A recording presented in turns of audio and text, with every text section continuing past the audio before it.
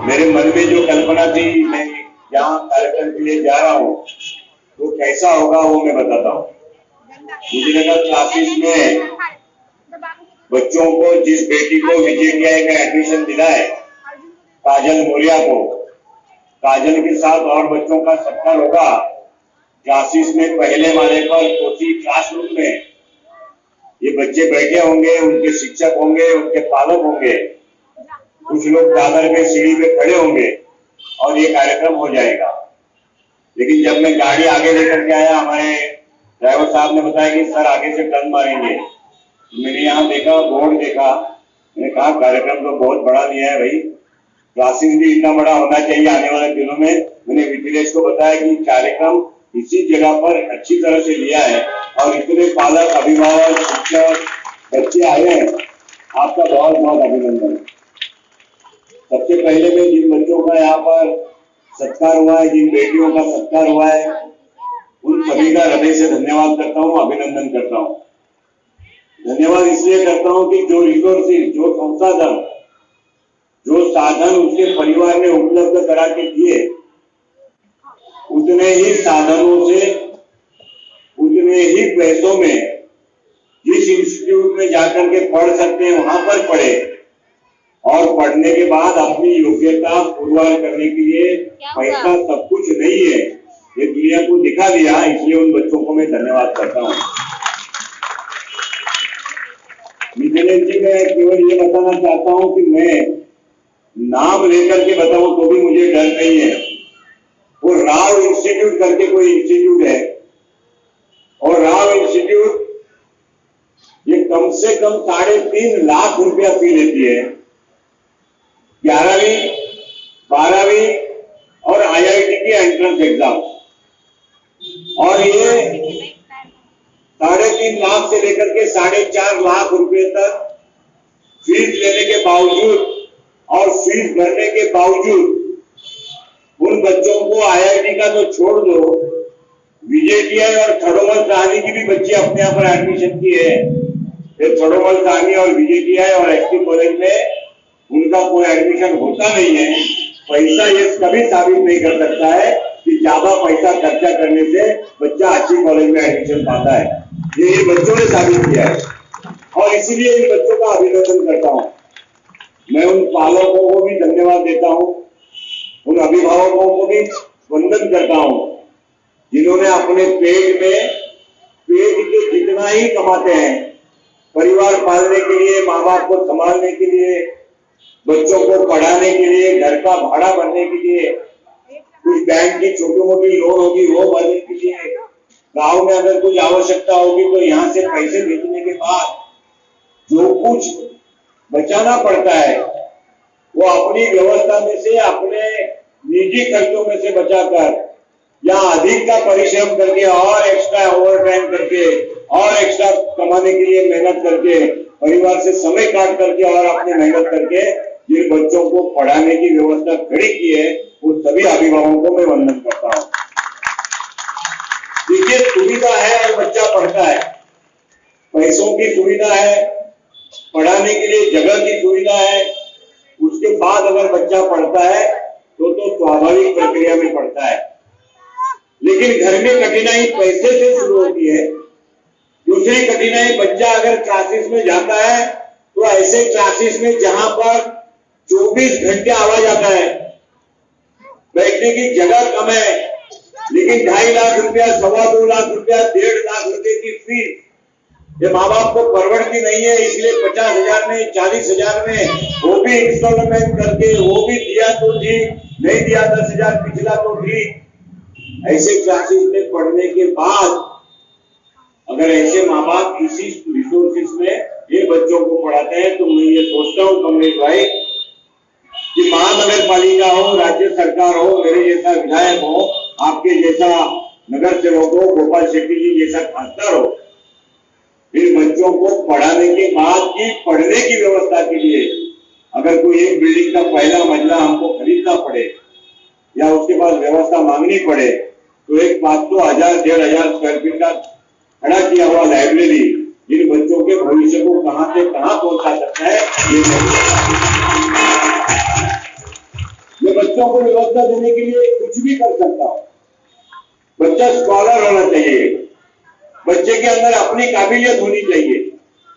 ये सारी दुनिया के अंदर लोगों के पास व्यवस्थाएं हैं, उस व्यवस्था को सही रास्ते से सही व्यक्ति तक पहुंचे, इसका प्रयत्न करने की आवश्यकता है। विजय ने बेटी ने एडमिशन पाया, खड़ोमल साहनी ने एडमिशन पाया, नगावड़े जैसे परिवार का बच्चा जो पिताजी रेलवे में नौकरी करते हैं, साबू सिद्दीक में मैकेनिकल इंजीनियर के सेकेंड ईयर में पढ़ रहा है। 95% की बेटी गांधी विद्या मंदिर से निकल के आने वाले दिनों में अपनी इंजीनियरिंग की पढ़ाई पूरी करने के लिए साइंस का एडमिशन लेती है। कोई बेटी जहीन कॉलेज में एडमिशन लेती है। मैं ये सोचता हूँ कि ये सारे अनरिसोर्सेबल फैमिली के बच्चे, असुविधा में अपनी पढ़ाई करने वाले बच्चे जो है, वो व्यवस्था में अपने आप को, अपनी काबिलियत को साबित करने वाले बच्चे, जिनको एक वातावरण देने का प्रयत्न आने वाले दिनों में हम जरूर करेंगे। और मैं आपको कहना चाहता हूँ कि सब जितने भी बच्चे यहाँ पर पढ़े हैं, मिथिलेश कहाँ है? यहीं खड़े हो भाई। मैं मिथिलेश के लिए भी बोलूंगा कि जो जितने बच्चे यहाँ पर पढ़ते हैं, आपने अपनी काबिलियत साबित की है। दुबई की नौकरी छोड़ करके आप इंडिया आए, भाई कमलेश यादव के माध्यम से जो कुछ भी आपको मदद मिली, आपने अपना इंजीनियरिंग का स्टडी पूरा किया और आज इससे ज्यादा पैसा कमाने की सुविधा आपके पास होने के बावजूद बच्चों की फीस मिलेगी नहीं मिलेगी, कब मिलेगी, आप ऐसे बच्चों को पढ़ा करके उनके जीवन को आगे बढ़ाते हैं। मैं आपको केवल एक ही बात कहूंगा कि एक भी बच्चा, बेटा या बेटी, अगर वो काबिलियत है, अगर उसके अंदर परफॉर्मेंस करने की क्षमता है, वो पैसे की बिगड़ अटकना नहीं चाहिए। ये व्यवस्था हम देखेंगे आने वाले।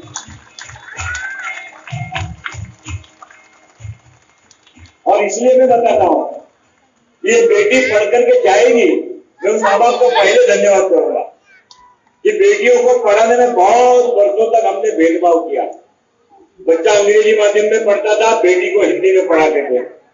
बच्चा को प्राइवेट स्कूल में पढ़ाते थे, बेटी को महानगर पालिका के स्कूल में पढ़ाते थे। आज परिस्थिति अलग हो गई है। आज बेटी भी उतनी ही ताकत से पढ़ करके दिखाती है। और मैंने यहाँ पर जब शील्ड और इनाम बांटे, रेडी सर जो सबसे ज्यादा बेटियां ही आई, बेटे कम आए, बेटी भी पढ़ते होंगे, लेकिन बेटी को पढ़ाने के बाद इसका लाभ ऐसा है कि पिता के परिवार से पढ़कर जाएगी और जिस परिवार में प्यार करके जाएगी, उस परिवार की पीढ़ियों को पढ़ाएगी। ये क्षमता बेटियों में। एक माँ पढ़ी लिखी होगी, एक माँ पढ़ी लिखी होगी तो उसका सारा जनरेशन पढ़ेगा, उसकी सारी संतति पढ़ेगी, संतान पढ़ेगी। और इसलिए ऐसी बेटियों को पढ़ाने के लिए आप जो कुछ भी करेंगे, आपके पास अगर ऐसा बच्चा एडमिशन को आता है और उसकी फीस की व्यवस्था नहीं होती है, तो कम से कम हमारे जैसे भाई कमलेश यादव जैसे लोगों को बताएंगे, तो आने वाले दिनों में हम इसकी व्यवस्था करेंगे। मैं माननीय प्रधानमंत्री नरेंद्र मोदी जी का आभार इसलिए व्यक्त करता हूँ, देखिए बहुत ही अच्छा काम करते हैं, लेकिन बेटियों को पढ़ाने के लिए पहला सूत्र बेटी बचाओ बेटी पढ़ाओ इस देश में किसी ने दिया तो हमारे प्रधानमंत्री नरेंद्र मोदी जी ने दिया। और केवल बेटी बचाओ बेटी पढ़ाओ इतना करके रुके नहीं। देखिए जिनके पास ओबीसी क्लासेस के वर्ग में जो आते हैं, ओबीसी के अन्य 50 जातियों में जिनकी गणना होती है, ऐसे बच्चों की 50% फीस ये महाराष्ट्र की सरकार भरती है। सरकार कोई भी होने दो, आपका ओबीसी सर्टिफिकेट बनाना होगा तो कमलेश भाई जैसे लोगों का मदद कीजिए। मैं आपको दावे के साथ कहता हूं कि ऐसे बच्चों की पढ़ाई, जैसे मिथिलेश की पढ़ाई 50% में हुई, ऐसे बच्चों की पढ़ाई भी 50% में हो जाए। और इसलिए ओबीसी का 50% का जो लाभ है हम सभी ने लेना है। दूसरी बात ऐसी है कि प्रधानमंत्री जी के माध्यम से शिक्षा के लिए लोन जो सारे नेशनलाइज बैंक में शुरू किया है। पहले तो इस देश में किसी के बैंक में खाते नहीं थे। प्रधानमंत्री जी आने के बाद इस देश के अंदर 45-46 करोड़ लोगों के नए बैंक के खाते खुले, जो कभी बैंक में गए नहीं, लेकिन खाते तो खोले हैं। आवश्यकता के अनुसार पैसा मिलेगा क्या?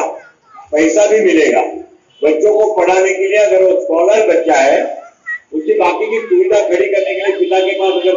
रोजगार है, कुछ नौकरी है, अगर वो छोटा मोटा कुछ काम भी करते हैं तो अमुक मर्यादित रकमों में बैंकों से ऋण मिलता है जो बच्चा अपनी पढ़ाई के बाद वापस देता है। इस प्रकार की व्यवस्था भी नरेंद्र मोदी जी के माध्यम से देश में चल रही है और इसीलिए सारी ये व्यवस्था हम सभी ने मिलकर के खड़ी है। आप लोग सोचते होंगे कि बेटी या बेटा या स्टूडेंट्स यहाँ पर उनसे पारितोषिक लेने के लिए आते हैं तो योगेश सागर उसके साथ क्या बात करते होंगे। मैं तो पूछता हूँ कि एडमिशन कहाँ लिया, कौन से फैकल्टी में लिया, जो फैकल्टी में एडमिशन आपने लिया है वो आपको जबरदस्ती लेना पड़ा क्योंकि उसी फैकल्टी में एडमिशन मिलता है, इसीलिए लिया कि अपनी चॉइस से लिया। उन्होंने कहा अपनी चॉइस से लिया। आगे जाकर के क्या करने वाले हो, घर में पिताजी क्या करते हैं, मैं ये इसलिए अंदाज निकालता हूँ कि मैंने अभी तक अपने जीवन में कोई रास्ता तय करके आगे जाने का मार्ग के पर प्रशिक्षित तो हुआ नहीं। मुझे भगवान ने जिस रास्ते से चलाया उस रास्ते से मैं चलता गया। आप लोगों की दुआ है, आप लोगों का प्रेम है, आप लोगों का आशीर्वाद है, मेरे पार्टी का मेरे पर विश्वास है, इसलिए मैं चलता हूँ। लेकिन इन बच्चों का विजन इतना क्लियर है, मैं उनको पूछता हूँ कि आने वाले दिनों में क्या करना है, तो उनको बराबर पता है कि इंजीनियरिंग करने के बाद मुझे एमएस करना है, इंजीनियरिंग करने के बाद मुझे विदेश जाकर के पढ़ाई करनी है, मुझे 2 साल के लिए नौकरी करनी है और नौकरी करने के बाद मैं आगे के बारे में क्या सोचूंगा क्योंकि मुझे परिवार को स्थिर करना है। इतनी सुस्पष्ट कल्पना आज के बच्चों में है और इसलिए ऐसे बच्चों को योग्य वातावरण देने के लिए मिथिलेश जी आपने जिस प्रकार का प्रयत्न किया है, आपके माध्यम से मिथिलेश जी स्वयं इंजीनियर है, उनके साथ में पढ़ाने वाले संदीप सर है वो खुद एमएससी है, सुभाष सर है वो मैकेनिकल इंजीनियर है, ये सरदार पटेल इंस्टीट्यूट के स्टूडेंट हैं, मुंबई में जिसका 2nd नंबर का कॉलेज है, ऐसे कॉलेज से यहाँ पढ़ करके इंजीनियर हुए और उन्होंने ये फैकल्टी पूछा नहीं है। मैंने उनको पूछा कि आपको ये शिक्षा का विचार कहाँ से आया, आपका ये टीचिंग कैरियर कितने साल का है। उसने कहा मैं पढ़ाई करने के बाद नौकरी करता था, नौकरी करने के बाद मैं दुबई गया, दुबई से मैं वापस आया और 2 साल से बच्चों को पढ़ाता हूँ अपने एक्सपीरियंस के आधार पर। आप बहुत ही अच्छा परिश्रम करिए।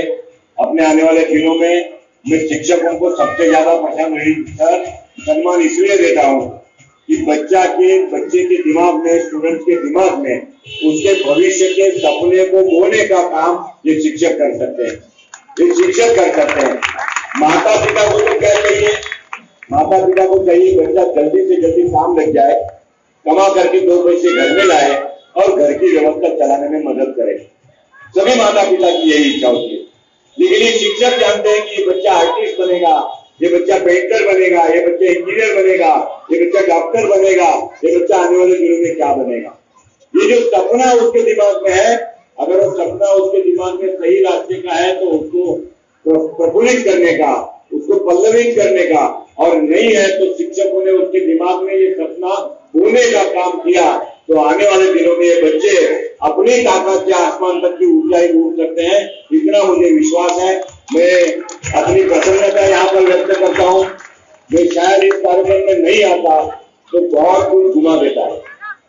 मुझे 100-500 लोग मिले इससे तो प्रसन्नता है, लेकिन मुझे इन बच्चों से बातचीत करने का मौका मिला तो मेरे अंदर इतनी ताजगी बढ़ती है।